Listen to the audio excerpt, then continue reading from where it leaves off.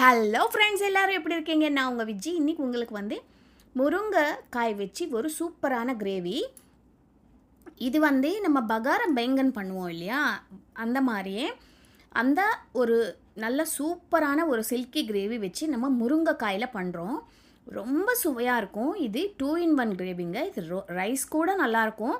அதே மாதிரி நம்ம ரோட்டி, சப்பாத்தி, ஃபுல்கா, பூரி அந்த மாதிரி ஐட்டமுக்கும் நல்லாயிருக்கும். இந்த முருங்கைக்காய் கிரேவி செய்கிறது ரொம்ப ரொம்ப ஈஸி. எப்படி செய்யலான்னு பார்க்கலாம் வாங்க. முன்னாடியே முருங்கைக்காய், இந்த ஃப்ரெஷ்ஷாக இருக்கிற முருங்கைக்காய் நம்ம பாயில் பண்ணி வச்சுக்கணும். அப்படின்னா கொஞ்சம் வேக வச்சுக்கணும். ஒரு பேனில் தண்ணி எடுத்துகிட்டு ஒரு 7லேருந்து 10 நிமிஷம் வேக வச்சு எடுத்து வச்சுக்கோங்க. இப்போ கடாய் சூடு பண்ணிக்கோங்க. இதில் 1 ஸ்பூன் எண்ணெய் விட்டுக்கோங்க. இதில் நம்ம ஒரு 1/4 கப் அளவுக்கு வேர்க்கடலை, இது பச்சை வேர்க்கடலைங்க, அதனால தான் நான் வறுத்துட்ருக்கேன். நீங்கள் வறுத்த வேர்க்கடலை எடுத்திங்கன்னா நீங்கள் வறுக்க தேவையில்லை, டைரெக்டாக நீங்கள் அரைக்கும் போது சேர்த்துக்கலாம். நான் பச்சை வேர்க்கடலை எடுத்திருக்கேன், அதனால் நான் கொஞ்சம் ஃப்ரை பண்ண போகிறேன். ஃப்ரை பண்ணிவிட்டு நம்ம யூஸ் பண்ணிக்க போகிறோம். நீங்கள் இப்போது ரெடிமேடாக வறுத்த வேர்க்கடலை கிடைக்கிது இல்லையா, அது எடுத்திங்கன்னா நீங்கள் டைரெக்டாக நம்ம இந்த பேஸ்ட் அரைக்கும் போது டைரெக்டாக அதில் சேர்த்துக்கோங்க. இப்போது இது கொஞ்சம் வதக்கினதுக்கப்புறம் இதில் ஒரு 2 ஸ்பூன் கடலைப்பருப்பு போட்டு இந்த கடலைப்பருப்பு நல்லா கலர் மாறணும், அது வரைக்கும் நீங்கள் ஃப்ரை பண்ணிக்கோங்க. இப்போது இதில் நம்ம ஃப்ரை பண்ணதுக்கப்புறம் காரத்துக்கு ஏற்ற மாதிரி காஞ்ச மிளகா போட போகிறோம். காஞ்ச மிளகா எத்தனை, நான் நீட்டு காஞ்ச மிளகா எடுத்திருக்கேன். நீங்கள் குண்டு மிளகா சேர்க்கறதா இருந்தால் கூட காரத்துக்கு ஏற்ற மாதிரி சேர்த்துக்கோங்க. நீங்கள் உங்களுக்கு தெரியும் இல்லையா அந்த அளவு எப்படி காரம் இருக்கும் அது தெரியும் இல்லையா, அதுக்கு தகுந்த மாதிரி நீங்கள் சேர்த்துக்கோங்க. நான் இது காரம் அவ்வளவு இல்லை, அதனால் நான் ஒரு 7லேருந்து 8 காஞ்ச மிளகா நான் போட்டிருக்கேன். காஞ்ச மிளகாவும் நல்லா ஃப்ரை பண்ணிக்கோங்க. ஒரு பெரிய வெங்காயம் எடுத்துகிட்டு இது சின்ன சின்ன பீஸாக கட் பண்ணிக்கோங்க. அந்த வெங்காயம் கூட இதில் போட்டுக்கோங்க.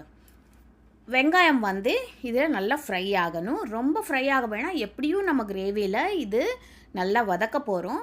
ஆனாலும் இதில் நம்ம ஒரு 2 நிமிஷம் நல்லா ஃப்ரை பண்ணிக்கலாம்.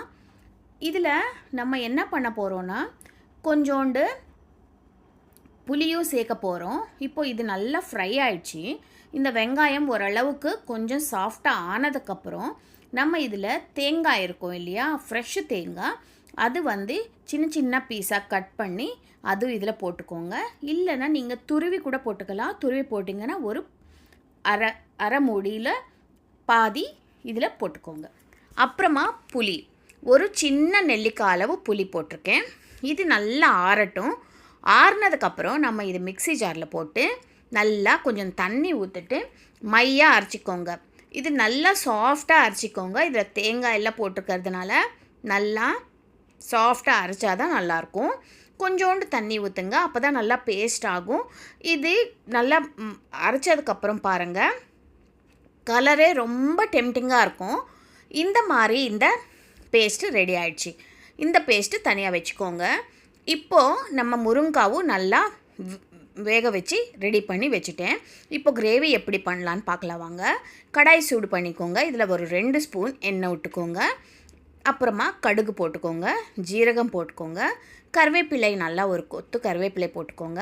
நல்லா வறுத்ததுக்கப்புறம் ஒரு பெரிய வெங்காயம் சின்ன சின்ன பீஸாக நான் கட் பண்ணி வச்சுருக்கேன். அந்த பெரிய வெங்காயம் இதில் நான் போட்டுட்டேன். இந்த வெங்காயம் நல்லா ஃப்ரை ஆகணும். ஒரு 2லேருந்து 3 நிமிஷம் இது நல்லா ஃப்ரை ஆகட்டும். இது கொஞ்சம் அந்த பச்சை வடையெல்லாம் போயிட்டு நல்லா கொஞ்சம் ஷைனிங்காக வரும் இல்லையா, அது வரைக்கும் நம்ம கண்ணாடி பதத்துக்கு நம்ம இது வறுத்து எடுத்துக்கணும். இப்போ இதில் கொஞ்சோண்டு மஞ்சத்தூள் போட்டுக்கோங்க. மஞ்சத்தூள் ஏன் போடுறோன்னா அந்த கலர், அந்த கிரேவிக்கு அந்த கலர் நல்லா கொடுக்கறதுக்கு நம்ம மஞ்சத்தூள் ஒரு சிட்டிகை போட்டால் போதும். அதே மாதிரி மஞ்சத்தூள் உடம்புக்கும் ரொம்ப நல்லது. நீங்கள் எல்லாம் டெய்லி கொஞ்சம் மஞ்சத்தூள் நம்ம உணவில் சேர்த்துக்கிட்டால் ரொம்ப ரொம்ப நல்லது. இப்போது இது நல்லா ஃப்ரை ஆகிடுச்சு. இந்த வெங்காயம் பாருங்கள் ஓரளவுக்கு நல்லா வதக்கிட்டோம். இப்போ இதில் என்ன பண்ணுறோன்னா நம்ம முன்னாடியே அரைச்சி வச்சுருக்கோம் இல்லையா பேஸ்ட்டு, அந்த பேஸ்ட் இதில் போட போகிறோம். பேஸ்ட்டு போட்டுட்டு மிக்ஸியும் நல்லா கழுவிட்டு அந்த தண்ணியும் இதில் ஊற்றலாம். இந்த பேஸ்ட் ஃபஸ்ட்டு இந்த எண்ணெயில் வதக்கிக்கோங்க. தண்ணி இப்போவே சேர்க்காதீங்க. இந்த பேஸ்ட்டு நம்ம வெங்காயம் இந்த பேஸ்ட்டு நல்லா ஃபஸ்ட்டு இந்த எண்ணெயில் நல்லா வதக்கிட்டு கொஞ்சம் நேரம் ஆனதுக்கப்புறம் தான் நம்ம தண்ணி சேர்க்கணும். இதில் நம்ம கொஞ்சம் எண்ணெயில் நல்லா வதக்குனாதான் இதில் இருக்கிற பச்சை வாடை, அந்த புளி எல்லாம் பச்சையாக போட்டோம் இல்லையா, அதெல்லாம் நம்மளுக்கு நல்லா ஃப்ரை ஆகணும். அதனால் நல்லா ஃப்ரை பண்ணிக்கோங்க. இப்போ ஒரு 2லேருந்து 3 நிமிஷம் நல்லா ஃப்ரை பண்ணிக்கோங்க. இந்த எண்ணெய் எல்லாம் நல்லா பிரிஞ்சு வரும். அது வரைக்கும் நீங்கள் ஃப்ரை பண்ணிக்கோங்க. ஆனால் இது மிக்ஸ் பண்ணிகிட்டே இருங்க, இல்லைன்னா அடி பிடிக்கும். இப்போ நம்ம இதில் மிக்ஸி கழுவின தண்ணி சேர்த்துடலாம். சேர்த்துட்டு நல்லா மிக்ஸ் பண்ணிக்கோங்க. கலர் பாருங்கள், அந்த கிரேவியோட திக்கு அந்த கன்சிஸ்டன்சி பாருங்கள், ரொம்ப சுவையாக இருக்கும், ரொம்ப டேஸ்டியாக இருக்கும், ரொம்ப சில்கியாக சாஃப்டாக இருக்கும் அந்த கிரேவி.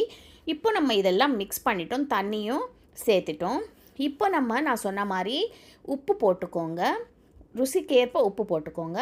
நான் முன்னாடியே வேக வச்சுருக்கிற முருங்கைக்காய் இதில் போட்டுட்டேன். முருங்கைக்காய்க்கு பதிலாக நீங்கள் இதில் கத்திரிக்காய் கூட போட்டுக்கலாம். ஆனால் கத்திரிக்காய் என்னென்னா, நம்ம வெங்காயம் வதக்குறோம் இல்லையா, அந்த வெங்காயம் வதக்கும் போது கத்திரிக்காயும் வதக்கிட்டு மூடி வச்சுட்டு ஒரு 5 நிமிஷத்துக்கு அப்புறம் நீங்கள் இந்த கிரேவி சேர்த்துக்கலாம். முருங்கைக்காய் சேர்க்கறதுனால கொஞ்சம் நேரம் ஆகுனால நான் முன்னாடியே கொஞ்சம் வேக வச்சுட்டேன். ஆனாலும் இந்த கிரேவியில் அந்த முருங்கைக்காய் நல்லா ஒரு 5 நிமிஷம் நல்லா நம்ம இது குக் பண்ணணும். மூடி வச்சுட்டு நல்லா குக் பண்ணுங்கள். கடைசியாக இதில் கொத்தமல்லி மேலே தூவிடுங்க. சூப்பரான முருங்கைக்காய் கிரேவி ரெடி ஆயிடுச்சு. ஃபஸ்ட் டைம் சேனல் பார்க்குறீங்கன்னா கண்டிப்பாக சேனலுக்கு சப்ஸ்கிரைப் பண்ண மட்டும் மறக்காதீங்க.